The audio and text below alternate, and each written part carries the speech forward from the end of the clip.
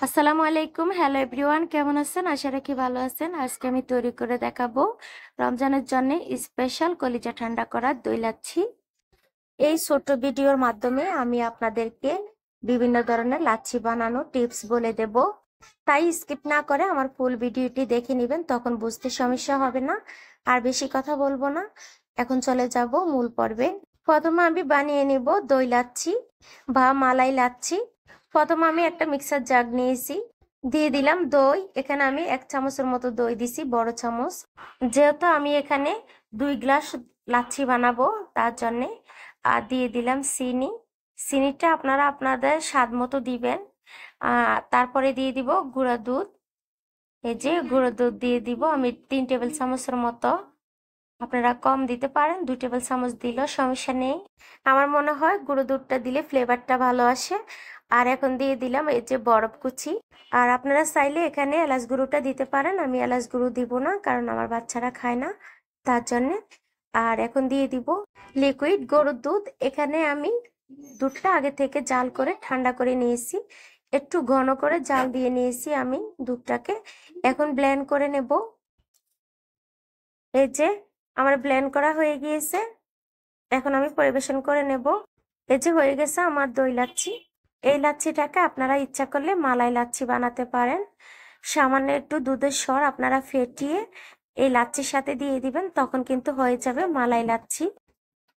এই লাচ্ছিটা খেতে এত মজা লাগে, ছোট বড় সবাই কিন্তু পছন্দ করবে। আর বিশেষ করে রমজানে যদি এই লাচ্ছিটা খাওয়া যায় তাহলে তো আর কোনো কথাই নেই, কারণ এই লাচ্ছি কলিজাটা একেবারে ঠান্ডা করে দেয়।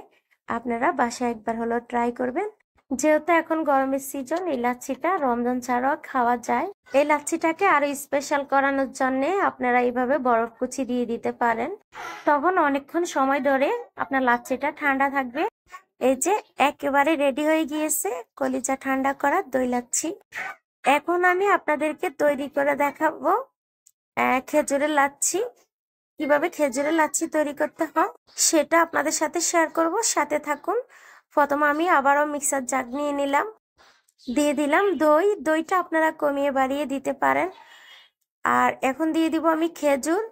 যেহেতু আমি 2 গ্লাস বানাবো তার জন্য আমি এখানে পরিমাণ মতো 6টা খেজুর দিয়ে দিলাম। দিয়ে দিলাম 3 টেবিল চামচ গুঁড়ো দুধ। গুঁড়ো দুধটা আপনারা কমিয়ে বাড়িয়ে দিতে পারেন। এই 2 রকম লাচ্ছি আমি মিষ্টি দই দিয়ে বানিয়ে নিলাম। আপনারা যদি টক দই দিয়ে বানাতে চান সেক্ষেত্রে চিনির পরিমাণটা বাড়িয়ে দিবেন, তখন কিন্তু লাচ্ছিগুলো একই রকম স্বাদ হবে। আর আমি এখানে প্রথম যেভাবে লাচ্ছিটা বানিয়ে নিলাম দই লাচ্ছি, ঠিক একই নিয়মে এখানে আমি খেজুরের লাচ্ছি বানিয়ে নিব। শুধু মালাই লাচ্ছি আর দই লাচ্ছি দুটো একই রকম। আর খেজুরের লাচ্ছি, কলার লাচ্ছি, স্ট্রবেরি লাচ্ছি, আপেল লাচ্ছি, মালটা অথবা কমলা দিয়ে যদি আপনারা লাচ্ছি বানান একই সিস্টেমে বানাতে পারবেন। জাস্ট এখানে আমি যেভাবে খেজুরটা দিয়েছি ঠিক সেভাবে অন্যান্য ফলগুলো দিয়ে আপনারা লাচ্ছিটা বানিয়ে নেবেন। যে খেজুরের লাচ্ছিটা বানানো হয়ে গিয়েছে, এখন আমি পরিবেশন করে দেখাবো। এই লাচ্ছিটা আপনারা যদি ইফতারের সাথে খেতে চান সেক্ষেত্রে ইফতারের 10 মিনিট আগে লাচ্ছিটা বানিয়ে নেবেন, তখন দেখবেন ঠান্ডা ঠান্ডা লাচ্ছিটা অনেক মজা লাগে। আপনারা একবার হলো ট্রাই করবেন। এই যে দেখুন একেবারে আমার লাচ্ছিটা রেডি, খেজুরের লাচ্ছি আর দই লাচ্ছি। আমার ভিডিওটি কেমন লাগছে? ভালো লাগলে লাইক কমেন্ট শেয়ার করে দেবেন, আর নতুন বন্ধু হলে সাবস্ক্রাইব করে দেবেন। আজ এই পর্যন্ত, সবাই ভালো থাকবেন। আল্লাহ হাফেজ।